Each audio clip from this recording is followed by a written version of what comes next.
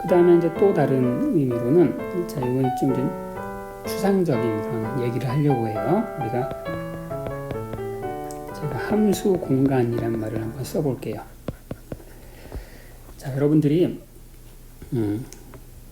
벡터 공간이란, 벡터는 여러분 잘 다뤄보셨죠? 자, 3차원 공간 한번 생각해 봅시다. 3차원 공간. 3차원 공간에 이런 벡터가 하나 딱 있어요.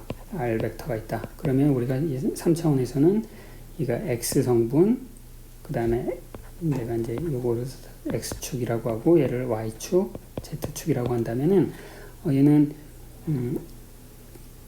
여러분, 노테이션은 이제 단위 벡터를 내가 X 방향의 단위 벡터를 I라고 쓰고, Y 방향의 단위 벡터를 J라고 쓰고, Z 방향의 단위 벡터를 제가 K라고 쓸게요. 그러면 이제 우리가 얘를 X, Y, Z라는 세 개의 숫자로 하나의 벡터를 표현하고 있죠. 그렇죠?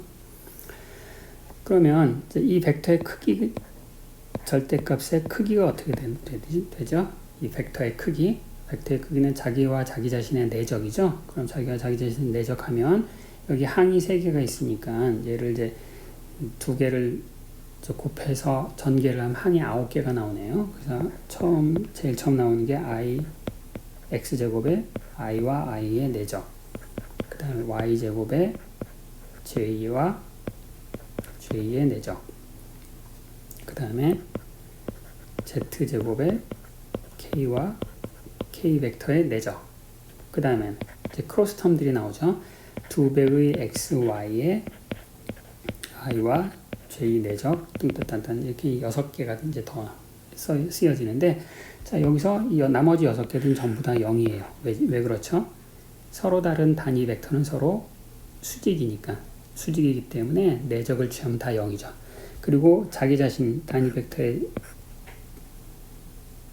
크기는 1이니까 결국 그래서 어떤 벡터의 크기가 뭐가 돼요? x제곱 더하기 y제곱 더하기 z제곱이다. 각 성분의 제곱이 됐었죠. 그렇죠? 이게 이제 벡터의 우리가 알고 있는 성질이에요. 제가 이제 여기서 여러분들께 상기시켜 드릴 게 뭐냐면, 우리가 지금 하고 있는 거는 어떤 함수를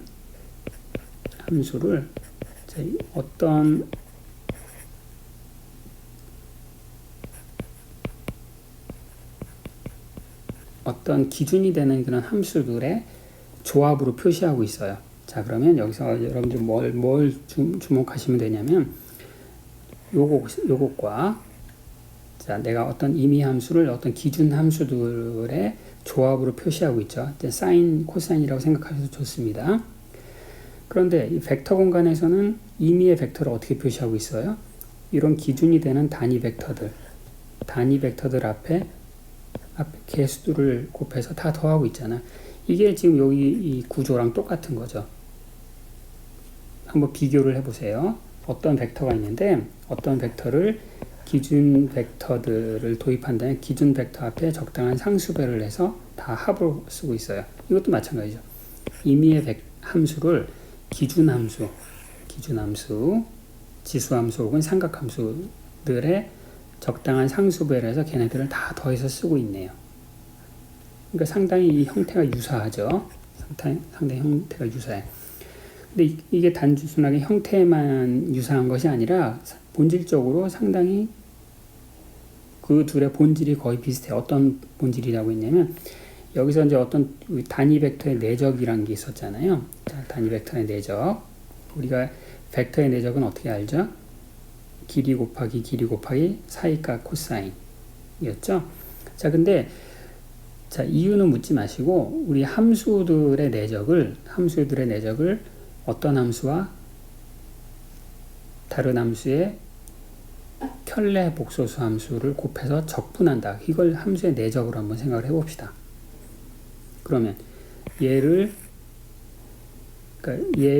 얘와 자기 자신의 그 내적을 하면 자기 자신 곱하기 자기 자신의 켤레 복소수 둘 곱하면 1이죠. 그건 내적해서 노멀라이즈 하면 그냥 1이네요.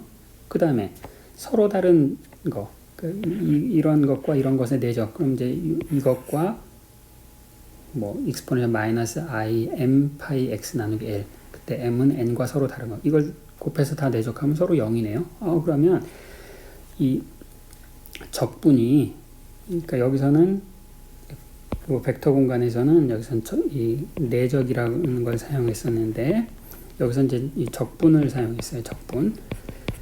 그러면 함수들 사이에 곱을 한 다음에 그 적분하는 것을 그 내적이라고 생각하면 그럼 어떻게 돼요? 이 둘이 완전히 수학적으로 이제 동등한 이 구조를 갖게 되네요. 그래서 함수들 사이에 이 적분식을 내적이다라고 정의를 하면 그러면 이 함수들이 이루는 이런 어떤 수학적인 구조가 공간에서의 벡터가 이루는 그런 구조와 수학적인 구조가 이제 완벽하게 똑같아요. 그래서 이제 벡터의 크기는 각 성분의 제곱의 합이었잖아요. 그러면 이 함수의 크기는 어떻게 된다? 각 성분의 절대값의 크기의 제곱을 다 합하면 된다. 그게 아주 자연스럽게 나타나는 거죠. 이제 둘 사이의 이제 수학적인 구조의 동일성 때문에. 그리고 우리가 이제 벡터에서는 임의의 벡터는 요 세 개의 단위 벡터만 있으면 이 단위 벡터의 조합으로 다 표시할 수 있네요. 그렇죠? 이제 그걸 우리가 뭐라고 부르냐면은 요 기적, 요 세 개가 이제 모든 벡터를 다 만들어낸다. 근데 그걸 우리가 뭐라고 부르냐? 컴플리트하다라고 해요. 컴플리트 셋이라고 불러요. 세 개가 있으면 나머지 모든 걸 다 찾을 수 있다. 그러면 아까 이제 파스칼의 시어리가 이제 completeness relation이라고 부른다고 했는데 그 이유가 뭐냐? 요 함수가 있으면 이 함수는 이 주기가 2L짜리 모든 함수를 다 만들어낼 수 있다. 얘네들이 complete 함수가 되고 그렇기 때문에 이것의 절대값의 요 함수의 절대값은 그냥 얘네들의 절대값에 합이 된다. 이제 그런 뜻이 되는 거예요. 그래서 요거는 책에 나오는 얘기가 아니지만 왜 이런 수학적인 연산들을 계속 하는가, 이제 이런 것들에 대한 어떤 수학적인 백그라운드를 잘 설명을 드리는 거였고, 그래서 이제 기억하실 건 뭐냐면 함수는 우리가 여러분들이 그래프로 주로 많이 표시하잖아요. 그런데 이 함수 공간의 개념이 딱 있으면 어떤 함수도 우리가 화살표로 표시할 수 있는 거예요. 이 화살표. 어떤 축에서 어떤 공간에서 함수 공간이라고 하는 눈에 보이지 않는 어떤 추상적인 공간에서 함수는 화살표로 표시할 수 있고, 그럼 이 함수 공간을 이제 성분별로 표시한다. 그럼 성분별로 표시하는 방법 중에 하나가 바로 이제 푸리에 트랜스폼이라는 거예요. 이 축이 사인, 코사인 축이 되거나 아니면 지수함수 축이 돼서. 자, 뭔가 제가 이제 드리는 말씀을 곰곰이 잘 생각해 보시고, 이 내적과 적분 사이의 상호 관계를 한번 잘 복습을 해보도록 하세요. 자, 그럼 다시 이제 추상적인 세계가 아니라 이제 현실 세계로 돌아와서 교과서에 나오는 이제 예제 2번을 이용해서 파세발의 정리를 한번 확인을 해보도록 하겠습니다. 자, 예제 2는 어떤 함수를 생각해 보라는 거냐면은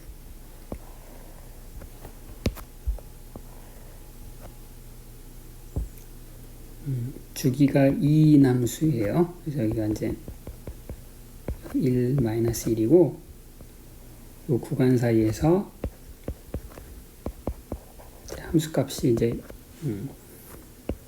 y는 x인 그런 단 x가 -1과 1 사이에서 이게 주기함수라고 했으니까 나머지 구간에서 이런 모양이 계속 반복되는 그런 함수가 되는 거죠.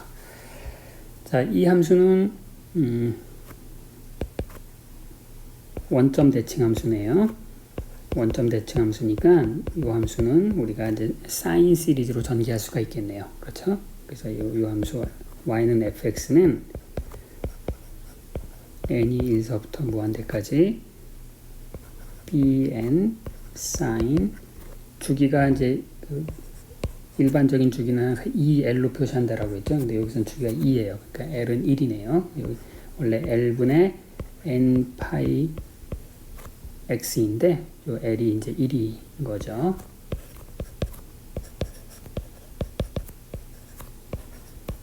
N sin N 파이 X. 자, 그리고 이제 그러면 저 코에피션트는 어떻게 되냐면은,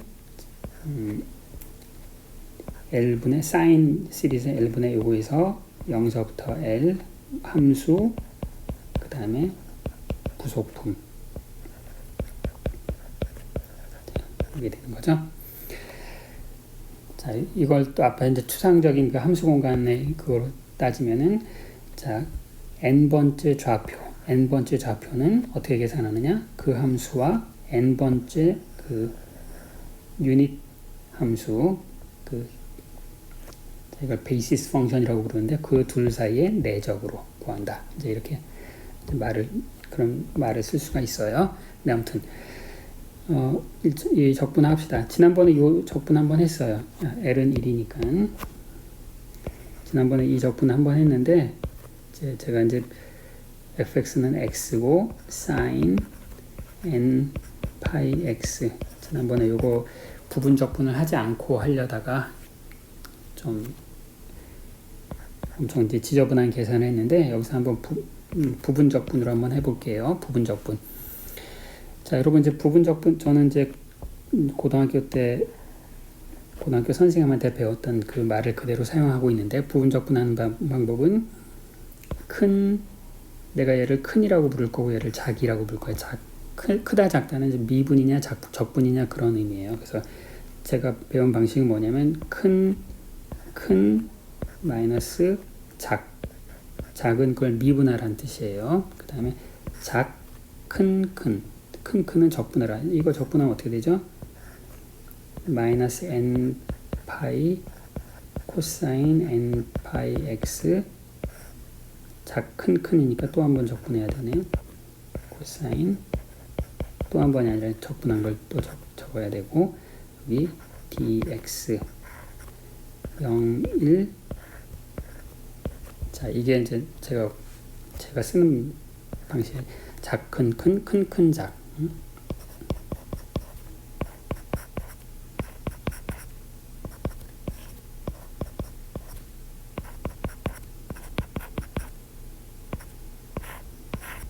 자, 이건데, 자,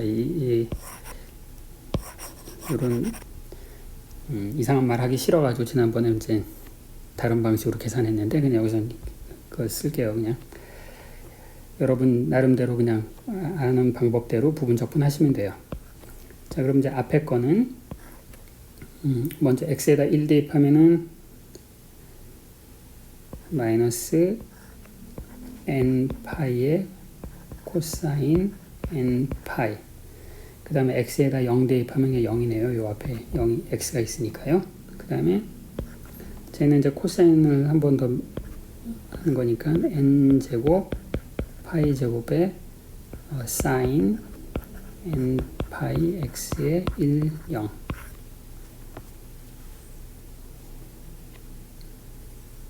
이렇게 되고, 얘는 1을 대입하던 0을 대입하건 다 0이네요. 사인 n 파이는 0이니까. 그래서 결과는 마이너스 n 파이, 그 다음에 코사인 n 파이는 마이너스 1의 n승이 되죠. 그렇죠? 따라서 bn을 이제 다 구했습니다. 자, 제가 이제 파스발 정리를 이제 테스트한다라고 했죠. 자, 한번 파스발의 정리라고 하는 건 뭐냐면은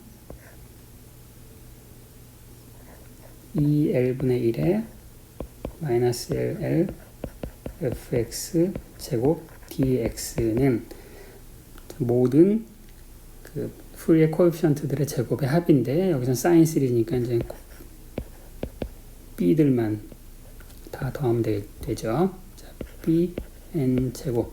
자, 이게 파세발의 정리예요. 이제 이건 성립하는 거예요. 앞에 2를 빼뜨렸네요. 자, 그럼 이제 요 좌변을 한번 계산합시다. 대문자 L은 1이고요. 그러면은 fx가 x인데 x 제곱하면은 그걸 적분하면은 3분의 얘는 3분의 1 x 세제곱에 1 마이너스 1을 대입하는 거니까 얘는 얼마예요? 그냥 3분의 1이네요. 3분의 1. 근데 이제 우변은 어떻게 돼요? 우변은 얘는 bn을 다 구해놨으니까 얘는 n이 1서부터 무한대까지 n제곱 파이 제곱 4가 되네요. 그렇죠? 근데 파스칼의 정리가 의미하는 바는 둘은 같다는 거야. 둘은 자 3분의 1과 저것이 같다는 얘기죠. 그렇죠? 따라서 얘가 의미하는 바는 그러므로 아이고 이죠. 파스칼의 정리가 틀렸네. 여기 2분의 1이 있어야 되는 거죠. 2분의 1이 있어야 되는 거. 따라서 이 둘은 항상 파스칼의 정리에 의해서 같아야 되는 거니까 결국 여기서 나온 결과는 뭐냐면은 3분의 1은 파이 제곱분의 2 n제곱이 이렇게 되죠. 이게 이제 파스칼의 정리고, 자, 이 파스칼의 정리는 수학적인 시어렘이기 때문에 이게 항상 성립하는 거예요. 따라서 이런 함수에 대해서 우리가 파스칼의 정리를 적용을 해봤더니 어떤 새로운 수학적인 아이덴티티를 얻었네요. 어떤 아이덴티티냐? 어떤 항등식이냐? 모든 자연수에 대해서 n제곱분의 1을 다 더하면 뭐가 된다? 6분의 파이 제곱이 된다 라는 것을 얻었네요. 그래서 이제 파스칼의 정리라고 하는 것이 원래는 이제 함수 제곱의 평균을 구하는 그런 시어렘인데, 오리지널 그 적분을 계산할 수 있고, 그 다음에 푸리에 시리즈를 다 따로따로 계산할 수 있으면, 이제 오히려 파스칼의 정리를 이용해서 굉장히 뜻밖의 어떤 수학적인 항등식을 여기서처럼 이제 유도할 수 있게 돼요. 자, 파이 제곱이 모든 자연수의 제곱의 역수를 다 더한 다음에 거기다 6을 곱하면 된다. 여러분들이 모르셨던 거 아니에요? 그렇죠? 이런 새로운 수학적인 항등식을 파스칼의 정리로부터 이제 많이 유도할 수 있어요.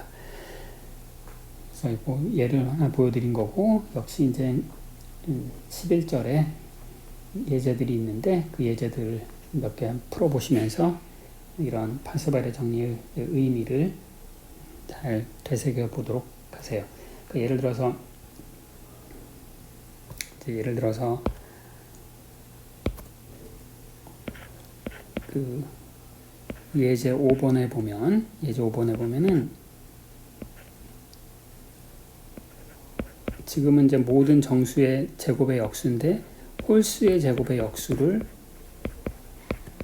다 더하면 과연 얘가 무엇이 될까? 이것도 역시 이제 파스칼의 정리를 이용해서 여러분들이 이 답을 구할 수가 있는데, 여러분 그 예제에 나온 그 가이드를 다 따라가면서 한번 직접 계산을 해보도록 하십시오. 자, 오늘 수업은 여기까지 하겠습니다.